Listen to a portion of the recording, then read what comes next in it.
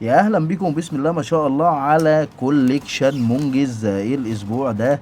تعالى بصه كده معانا للجميع، خش على كل المواضيع. الصراحه الكوليكشن لسه بتحضر فيه حاجات كتير وبيتظبط وخلاص جاهز دلوقتي لكل المشاوير. يلا كده نبتدي مع بعض بالكوليكشن ونشوف احنا محضرين لكم ايه. اول مجموعه معانا من هناك خالص الولاعه الستايل ديبو. يلا نروح كده واحدة واحدة مع بعض. هنتحرك، يا رب الكاميرا تثبت. بنعاني، خد بالك، بنعاني في التصوير والله، وانا جايبكم في قلب الورشة على طول. يلا كده نبص مع الولاعة الاس ديبو. الولاعة الاس ديبو جاية من تحت، قلنا فيها مسمارين، ليها صوت رنة مميز. بعد كده جاي معانا كمان الولاعة الهاديسون الانول لاينز. الولاعة الهاديسون اللي فيها في المراية بتاعتها مكتوب جواها هاديسون لارك، حاجة كده في منتهى الشياكة والأناقة. ونروح بعد كده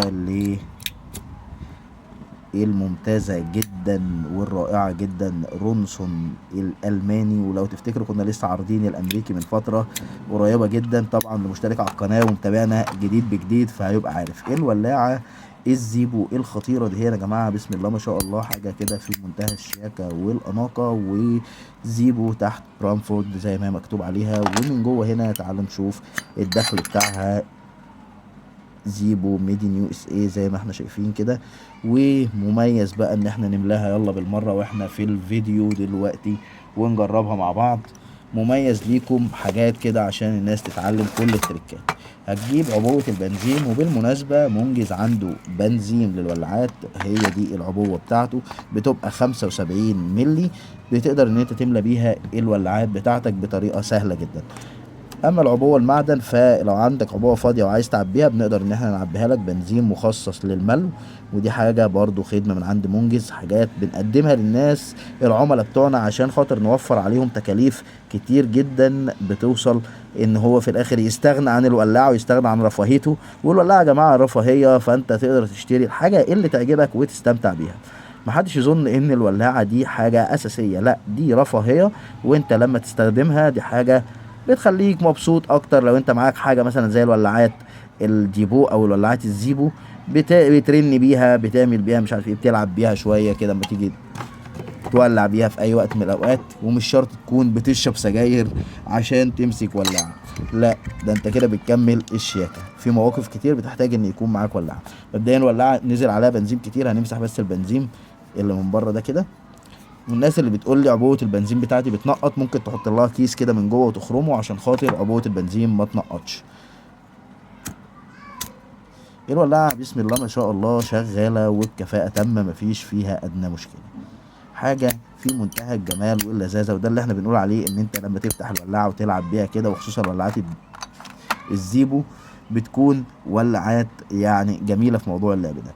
وبعد كده هنروح لحته فنيه جميله جدا، وزينس بتقدم لنا تحفه فنيه جميله من ولعاتها. والولاعه الزينس اللي معانا دي معنداني دايما كده في موضوع التوليع، وخصوصا ان انا كل شويه اقعد العب في المنظم تعلى معايا اوطيها. ايه موضوع المنظم ده؟ دي حاجه بتكون هي اللي بتتحكم في طلوع الغاز، ولا هي من كتر اللعب فيديو؟ هي غالبا من كتر اللعب فيديو. احنا صورنا لها فيديو كده كده كده. احنا وصلنا لاجمل حته بقى معايا في الكوليكشن يا جماعه. اجمل حته معايا بجد في الكوليكشن هي الولاعه البرنس اللي انتوا هتشوفوها دي دلوقتي. ولاعه برنس، ولاعه ممتازه جدا. مكان البطاريه بتاعها من هنا بتشتغل بحجر 12 فولت، وده مكان الملو بتاعها، وده زياده الشعله وتقليلها. تعالوا نجرب مع بعض الولاعه ونقول بسم الله ما شاء الله. الولاعه بصراحه صوت التكه كده بتاعتها بيغسلني، يعني لما امسكها كده اولع بيها صوت التكه بتاعها بيغسلني من جوه بجد. يعني حاجه في منتهى الجمال. والبصمه بتاعتها، الرسمه بتاعتها، البصمه بتاعتها ممتازه، ولون ذهبي جميل جدا، مش لميع قوي بس تحفه. هنروح مع بعض الواحده كمان من الالعاب وجنبيها اللعبه اللي احنا بنتكلم عنها، اللي هي الولاعات الديبو. الولاعات الديبو هي الولاعات اللي عليها كلام كتير جدا وناس كتير بتسأل عنها من ضمن الناس اللي لسه بتسأل عنها. احد اصدقائي برضو بعت لي قال لي انا عايز ولاعات ديبو بالشكل ده، الشكل اللي هو فيه قوة كده، ويعني حاجة كده تقيلة في الايد. واسمع بقى صوت الرنة واغسل كده. الناس لما بتيجي تفتح الولاعة محدش يحط صباعه من ورا هنا عشان ما تكتمش صوت الرنة. شيل صباعك، طيرها وهي هتطير، طيرها وهي هتطير. بسم الله ما شاء الله عليكي، حتة حلوة ذهبي، مراية من جوه، ممتازة ممتازة بصراحة، في منتهى الشياكة والأناقة وتحفة جميلة جدا. ودي يا جماعة بالمناسبة أحد أصدقائي هو اللي عارضها عندي، فلو أنت عندك حاجة وعايز تعرضها عندي في القناة مفيش أي مشكلة، بتديني المنتج وأنا بعرضه في الكوليكشن بتاعي. الولاعة اس دي بو ممتازة جدا يا جماعة. الولاعات لازم تكونوا عارفين إنها درجات، الدرجة بتاعت الديبو دي مش فيك، دي درجة بتنزل لقطع الغيار. اتعلموا وبلاش حد يضحك عليكم ويقول لكم كوبي. تعالوا نروح مع بعض للولاعة التاني من اس دي بي بلون اسود في ذهبي، جميلة جدا وممتازة، وبرضو مسمارين من تحت.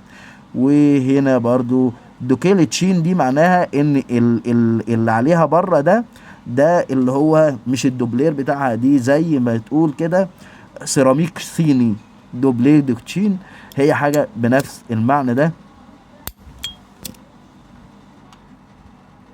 ودي حتى لما بتيجي تشتري الولاعه يقول لك الجرانتي بتاعها عامل ايه، ده كده الجرانتي بتاعها اللي هو الجرانيت اللي فيها او الرخام اللي فيها. عشان بس في ناس بتقول ايه بس ايه دي صيني، تشين يعني صيني، تشين ولا تشاينا ابهايم. بضحك معاكم والله يا حبايبي. طيب تعالوا كده نبص مع بعض بقى على حته صغيره من النوادر هاديسون الجميله الياباني، والولاعه شغاله وبكفاءه تامه، وحته كده جميله يعني تتحط في الجيب الصغنون. اللي جاي بعد كده صيني، فمش هقعد اجرب كل حاجه، انا هقول لكم اللي جاي. يلا نروح مع بعض للي جاي. اللي جاي معانا الولاعات الكليبر المعدن يا جماعه، بالوان ما بين الفضي اللميع والفضي الغامق والاسود كمان، والجرابات الصغيره بالولاعه بتاعتها. وخلاص جاري تجهيزهم، هم دلوقتي جاهزين كلهم، بيطلعوا غاز على ان هم يتقفلوا، فالحد اللي عايز يلحق العرض ده يلحقه يعني، لانه هو عرض عدده قليل زي ما انتم شايفين. هنروح بعد كده لهناك خالص عشان نشوف الولاعتين اللي هم على شكل مفتاح انجليزي. الولاعه دي بتولع سخان يا جماعه، هم غالبا دلوقتي هم فاضيين لان هم لسه جايين. تمام، الولاعه دي بتولع سخانه يا جماعه، وولاعه ممتازه جدا، ليها فيديوهات عندنا على القناه. يبقى فعلا كلهم فاضيين، حتى النار بتاعتها قليله جدا. الولاعه الميداليه الصغيره، انا كده بقى مش هجرب دلوقتي كله لحد اما املاهم، بس خلينا نقول ايه اللي جوه عندنا في الكوليكشن. طيب تعالى نروح مع بعض. اقفلي بقى، انت رخمه قوي. الله، انت بترخمي عليا يعني.